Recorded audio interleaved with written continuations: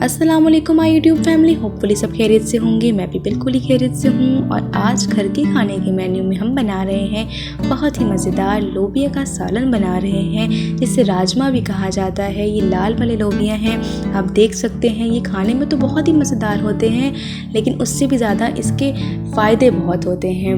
ये हम जो चने की दाल खाते हैं या कोई भी किस्म की दाल खाते हैं, उससे इसका जायका बहुत ही हटके होता है और बहुत ही मज़ेदार होता है। तो आज इसकी रेसिपी हम बनाने जा रहे हैं, तो जल्दी से बढ़ते अपनी इस मज़ेदार सी रेसिपी की तरफ। जैसा कि आपने देखा कि मैंने लोबिया को सोक करके रखा था, यानी मैंने ओवरनाइट सोक करके रखा था और फिर साइज़ में डबल हो चुके थे। उसके बाद मैंने क्या किया, इन्हें बॉईल होने के लिए रख दिया है।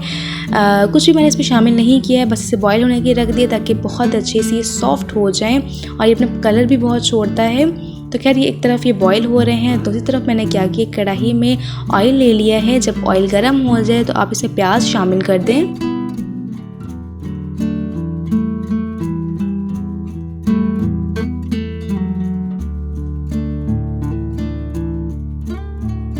अब प्याज को आपने हल्का सा सौते करना है, बहुत ज़्यादा इसको कलर नहीं देना है।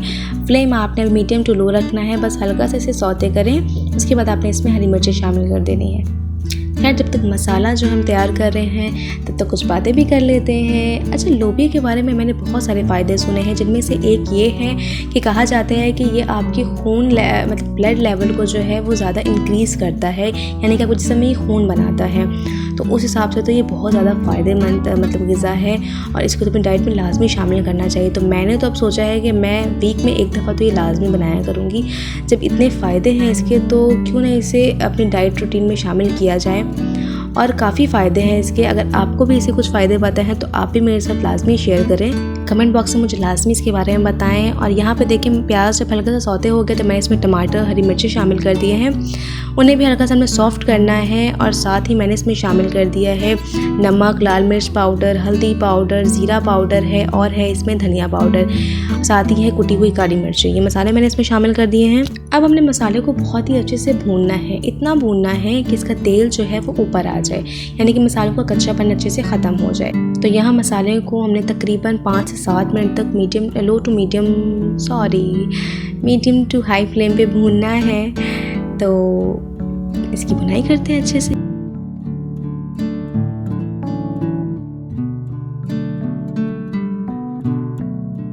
तो यहाँ पे मसालों की बहुत ही अच्छे से भुनाई हो चुकी है।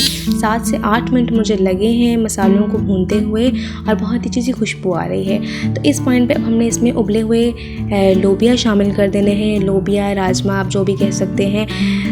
पाकिस्तान में तो इसे ज़्यादातर लोबिया ही कहा जाता है और कुछ लोगों के मुँह से मैंने राजमा भी कहते हुए सुना है, लेकिन ज़्यादातर इसे लोबिया ही कहा जाता है।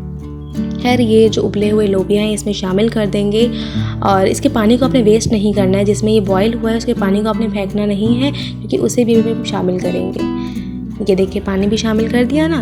तो बस पानी में जो है ना वो जायका होता है, तो पानी को आपने वेस्ट नहीं करना है, उस पानी को भी शामिल कर देना है। अब हमने फ्लेम को मीडियम टू हाई रखना है और हमने थोड़ी इसकी भुनाई करनी है। तकरीबन 7 से 8 मिनट हमने इसे भूनना है।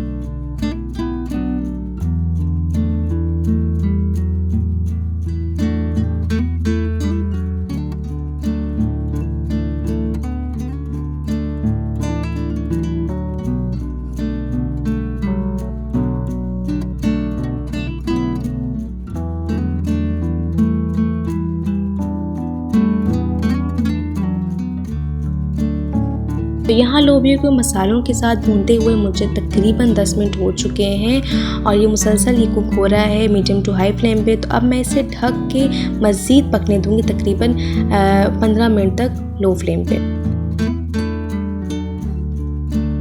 तो यहाँ 15 मिनट बाद जब मैंने ढक्कन हटाया तो आप देख सकते हैं कि बहुत ही अच्छे से लोबिया जो है मसालों के साथ कुक हो रहे हैं। तो बस अब अपने ढक्कन हटा देना है, क्योंकि पानी जो है वो थोड़ा ही रह गया, यानी कि मैंने इसमें तकरीबन जो है वो 2 ग्लास पानी शामिल किया था, तो वो खुश्क हो चुका है। ये थोड़ा बहुत जो रह गया इसे हाई फ्लेम करके इसे भी खुश्क करना है, ताकि हम इसकी थोड़ी भुनाई कर सकें। यानी कि क्योंकि अभी हमने लोबिया शामिल करने के बाद भुनाई नहीं की है, ये मुसलसल क्योंकि हमने लोबिया का पानी भी शामिल किया था तो ये उसमें ही पक रहा है।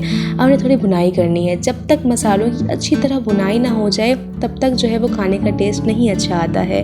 तो यहाँ पे देखिए पानी जो थोड़ा बहुत रह गया था वो भी खुश्क हो चुका है और अब इसे हमने थोड़ा मज़ीद भूनना है। ढक्कन नहीं डालना है, आप ऐसे ही इसे भूनें, यानी कि ढक्कन हटा के मीडियम टू हाई फ्लेम पर आपने इसे भूनना है ताकि अच्छी सी खुशबू। देखिए जितने अच्छे से हम इसकी भुनाई करेंगे ना, खाने का फ्लेवर जो है ना वो उतना ही बढ़ता जाता है। तो बस यहाँ पे भुनाई बहुत ही अच्छे से हो चुकी है। मैंने इसे मज़ीद थोड़ा पानी शामिल किया है ताकि अब जो है इसमें उबाल आ जाए और फिर हम इसे डन करें, क्योंकि इतनी ग्रेवी हमें नहीं चाहिए कि इसमें ज़्यादा ग्रेवी अच्छी नहीं लगती है।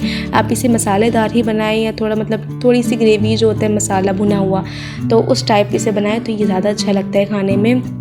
तो बस इसमें उबाल आ जाए उसके बाद हम इसे डन करेंगे।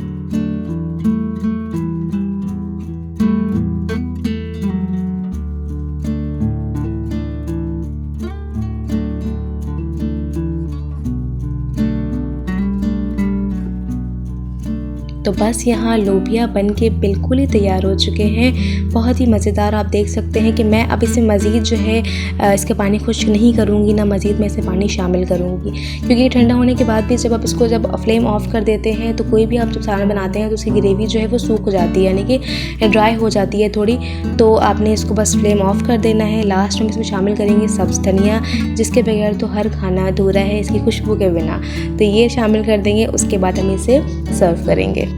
आप लोबिया को चावल के साथ एंजॉय करें, रोटी के साथ एंजॉय करें, आपको जैसे पसंद है, लेकिन मुझे तो पर्सनली चावल के साथ बहुत ज़्यादा पसंद है। उसका टेस्ट भी बहुत मज़े का होता है।